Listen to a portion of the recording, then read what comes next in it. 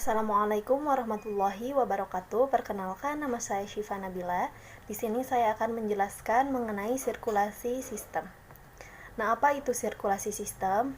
Nah, sirkulasi sistem ini merupakan salah satu sistem yang memegang peranan penting dalam operasi pemboran. Tujuannya apa? Nah, tujuannya adalah untuk mensirkulasikan fluida pemboran atau lumpur bor ke seluruh sistem pemboran sehingga lumpur bor ini mampu mengoptimalkan fungsinya. Adapun komponen-komponen dari sirkulasi sistem, yang pertama adalah fluida pemboran, yang kedua tempat persiapan, lalu peralatan sirkulasi, dan yang terakhir adalah conditioning area. Nah, yang pertama adalah fluida pemboran.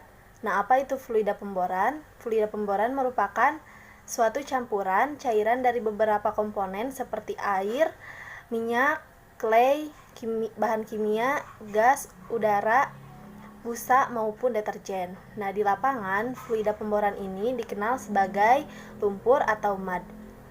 Fungsi dari mud sendiri yang pertama adalah mengendalikan tekanan formasi. Nah, saat pemboran, pastilah kita mengebor harus dalam kondisi overbalance, di mana tekanan di dalam lubang bor itu harus lebih besar daripada tekanan formasi. Lalu fungsi yang selanjutnya adalah mengangkat cutting ke permukaan. Nah, cutting atau serbuk bor ini dihasilkan saat pengeboran berlangsung. Nah, cutting ini harus diangkat ke permukaan agar tidak menghalangi mata bor untuk melanjutkan pengeboran selanjutnya. Fungsi yang selanjutnya adalah memberi buoyancy efek pada drill string. Nah, lumpur pemboran dapat mengurangi beban drill string karena adanya gaya buoyancy efek ini, di mana buoyancy efek ini adalah gaya apung atau gaya ke atas, sehingga beban yang diderita oleh peralatan di permukaan itu akan berkurang. Lalu yang selanjutnya adalah sebagai media informasi. Cutting yang diangkat oleh lumpur itu dapat kita jadikan sebagai informasi formasi mana yang sudah kita tembus. Nah, yang selanjutnya adalah melumasi dan mendinginkan drill string. Karena gaya putar dan gesekan pada formasi, sehingga drill string itu akan panas. Dengan disirkulasikannya lumpur, maka energi panas itu akan berpindah ke lumpur sehingga drill string itu dapat awet.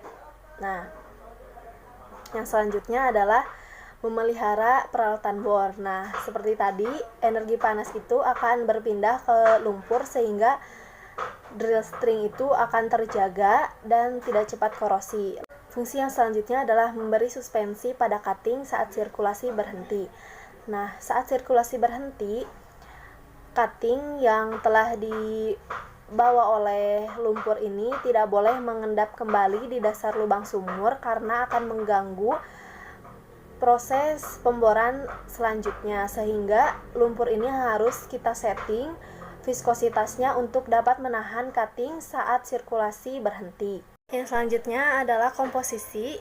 Nah, komposisi dari fluida pemboran ini semakin ringan dan encer suatu lumpur pemboran, semakin besar laju penembusannya. Sedangkan semakin berat dan kental suatu lumpur pemboran, semakin mudah untuk mengontrol di kondisi bawah permukaan.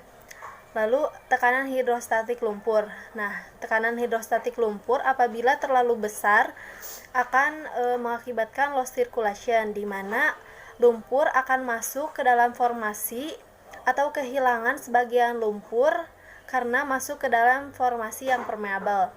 Lalu ada tekanan hidrostatik yang kurang dari tekanan formasi akan mengakibatkan terjadinya kick. Nah, kick ini merupakan masuknya fluida formasi ke dalam lubang sumur. Nah, apabila kick ini tidak segera ditangani, akan terjadi blowout atau semburan liar yang akan mengakibatkan kerugian besar pada perusahaan. Yang selanjutnya ada jenis mud. Jenis lumpur itu ada 3. Yang pertama adalah water based mud, di mana komposisi ini terdiri dari air tawar atau air asin, clay, dan chemical additive. Nah, komposisi ini digunakan tergantung pada formasi yang kita tembus. Nah, water based mud ini merupakan jenis lumpur yang sering banyak digunakan karena harganya yang murah, mudah untuk digunakan, dan pembentukan mud cake yang cepat. Lalu yang kedua ada oil based mud, di mana oil based mud ini digunakan pada pemboran dalam, lalu hot hole, formasi shell dan sebagainya. Nah, lumpur ini lebih mahal harganya, tetapi akan mengurangi terjadinya proses pengkaratan atau korosi yang dapat mengakibatkan kerusakan fatal pada rangkaian drill string. Lalu yang ketiga adalah air or gas based mud.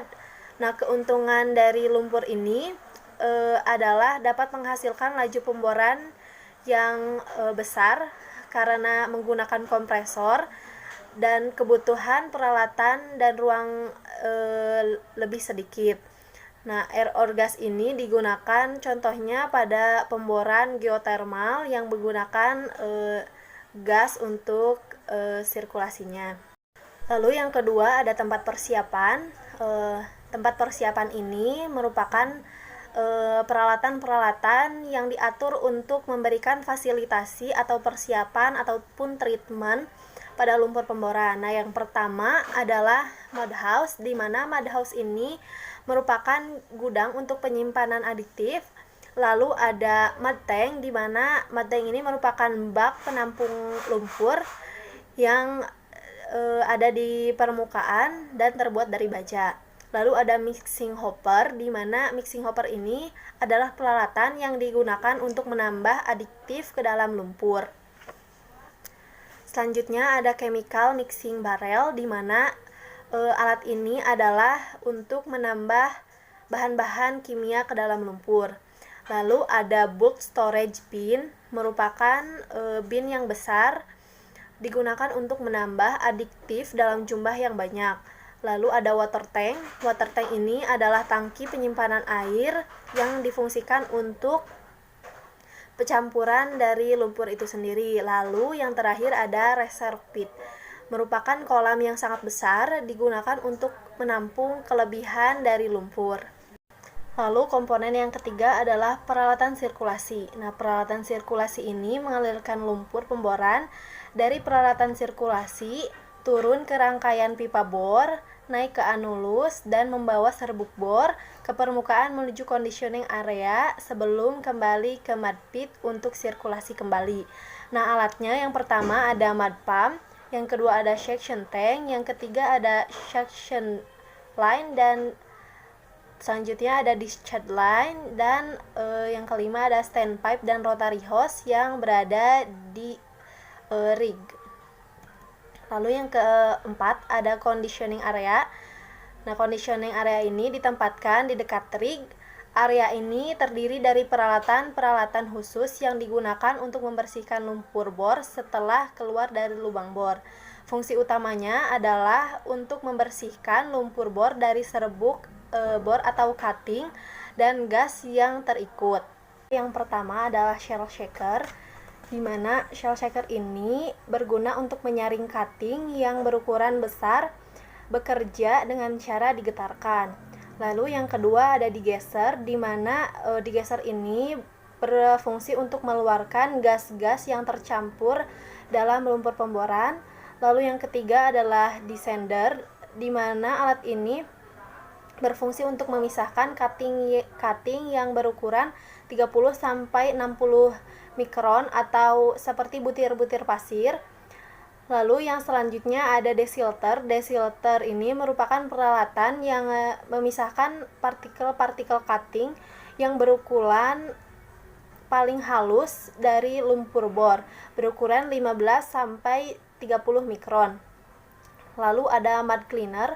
Mud cleaner ini seperti shell shaker dan lainnya untuk menyaring cutting dari pemboran.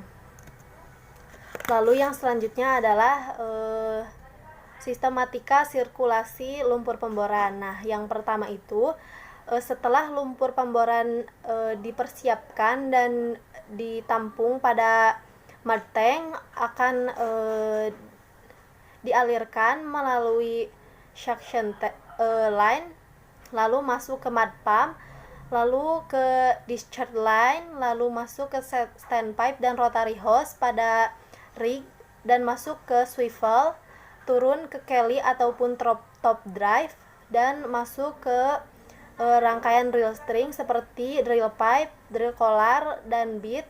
Lalu lumpur ini keluar melalui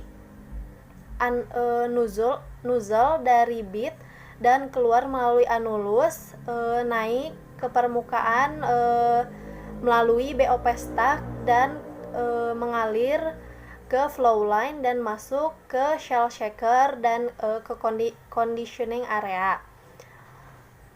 Mungkin sekian yang dapat saya sampaikan. Apabila ada pertanyaan, silahkan. Kurang lebihnya saya mohon maaf. Wassalamualaikum warahmatullahi wabarakatuh.